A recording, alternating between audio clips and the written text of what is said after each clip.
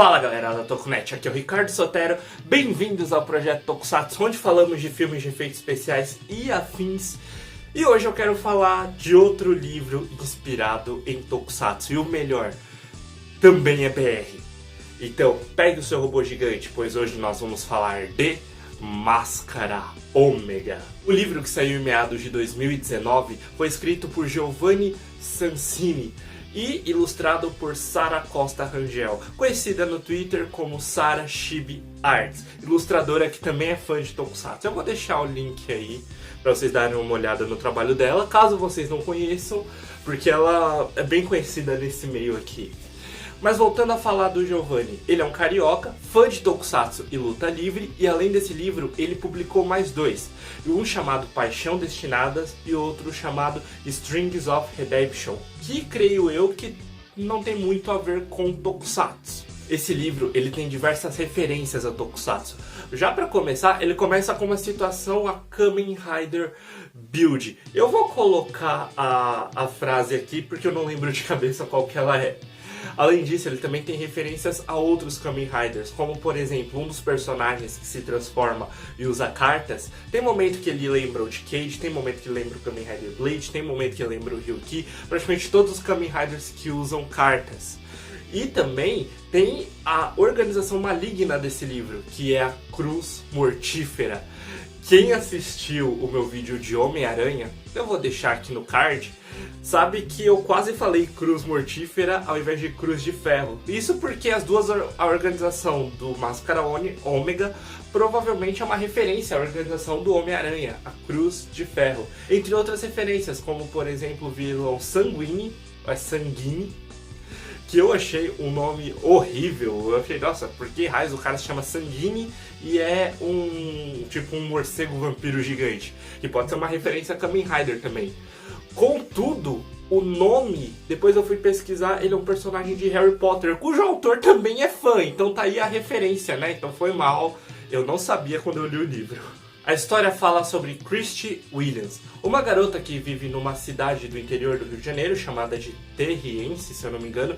Infelizmente eu esqueci de pesquisar se a cidade ela era fictícia ou não, mas eu creio que seja fictícia.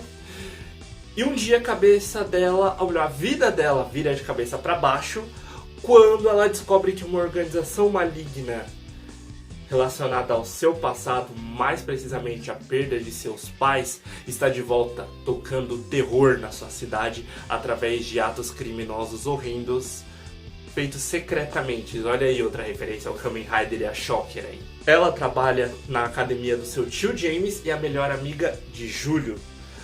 E agora ela descobre que ela tem um corpo remodelado e que ela deve usar esses poderes para impedir os novos vilões de fazerem as suas atrocidades, junto do seu amigo Júlio e do seu tio James. Assim como eu já disse em outros vídeos, Tokusatsu também é um tipo de arte. Então ele reflete a sociedade da época em que ele se passa, ou regional. Se passa no Brasil é uma coisa, no Japão é outra, na China é outra, nos Estados Unidos é outra. A gente percebe isso nas produções. E nesse quesito, eu acho que Máscara Ômega faz isso com maestria. É legal imaginar uma história se passando no interior do Rio de Janeiro. Além de abordar questões como solidão, bullying, abuso, aquela crise existencial dos adolescentes e diversas outras questões que acontecem na nossa realidade mesmo de jovens brasileiros.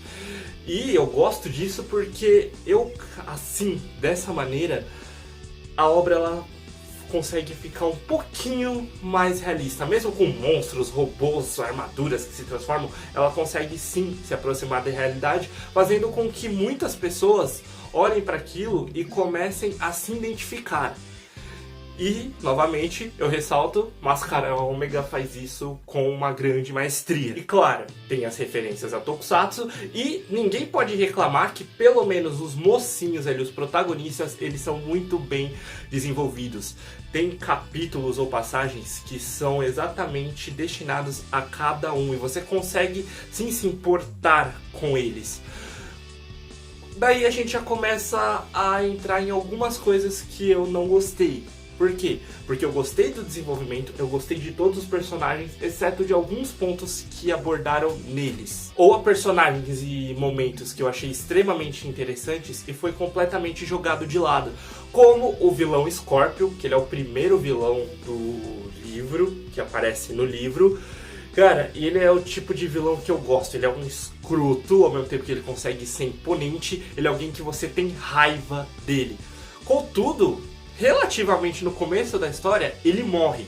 E o que vem depois, você não consegue se importar tanto assim. Eles são só chefes de organização, como se fossem chefes de fase, um monstro do dia. E sobre os mocinhos também teve o Júlio, que é um personagem que, como melhor amigo da Christie, apoio logístico, conselheiro, tudo, ele é uma pessoa incrível. Contudo, chegou uma hora que ele ganhou uma armadura e foi se transformar. Ele é o personagem que faz referência ao Kamen Rider das cartas, que até agora eu não consegui se decidir. Na verdade, eu creio que ele seja o Dying, Kamen Rider Dying de Kamen Rider Decade, porque ele usa pistolas como arma principal. Só que daí, você vê, ele cria armaduras, ele cria arma, ele cria sistema, ele cria tudo, e isso já tirou aquele ar um pouquinho realista do personagem. Porque ele ficou parecido com, sei lá, o franjinha da Turma da Mônica, o Dexter do Laboratório de Dexter. E isso tirou um pouco do realismo do personagem. Eu achei que nesse quesito ele ficou um pouco forçado, porque ele simplesmente criava tudo como se ele fosse um Tony Stark jovem. Ah, Ricardo, mas o Billy do Power Rangers também era desse jeito. Concordo. E quem disse que eu não achava o Billy da série forçado?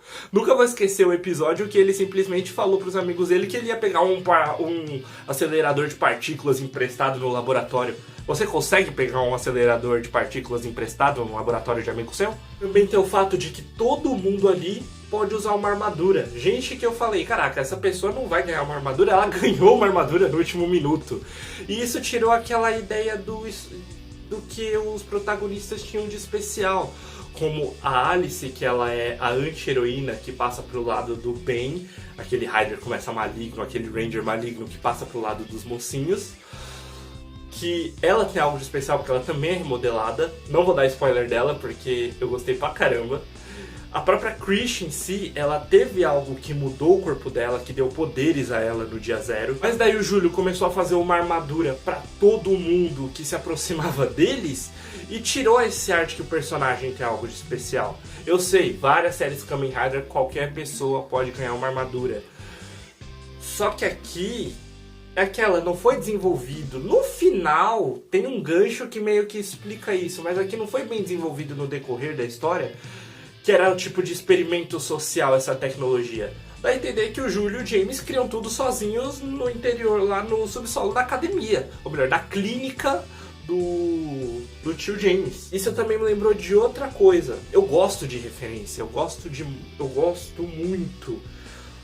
Só que aqui as coisas estão muito igual. Eu li o livro e eu meio que vi a cena do Tokusatsu, eu vi a cena do Decade. Tem aquele negócio do dia zero, que alguma coisa aconteceu e aquele acontecimento vai moldar a história. Coisa que eu também não gosto tanto assim no Kamen Rider, porque de uns 10 anos pra cá tudo tá sendo o dia zero e eu acho que isso já tá muito saturado. Referência é legal? É. Quando ela é um pouquinho mais sutil, quando ela fica muito na cara, quando o negócio fica muito, mas muito igual, particularmente, eu não gosto tanto assim. Enfim, tudo isso é a minha opinião. Tudo isso que eu apontei não deixa o livro menos divertido, não atrapalha a mensagem que ele tem que passar, não faz você se importar menos com os personagens. O livro vale muito a pena e tem muita coisa que eu não consegui abordar aqui, então vai lá, tá no Kindle, tá baratinho. E Kindle, paga a gente! Vai lá atrás de Máscara Ômega, porque ele ainda é um prato cheio ao Tokusatsu e um presente aos fãs de Tokusatsu. Então é isso, se você gostou, deixa seu like, compartilha, se inscreve no canal, me siga nas redes sociais e siga os parceiros aí, o Nerd Gakure, que eu tô lá quase toda quinta-feira no Tábula Nerd, o Zeobrak, que em breve estará saindo do episódio 2, eu tô doido pra voltar pra dublar. E então é isso, valeu, falou, até uma próxima!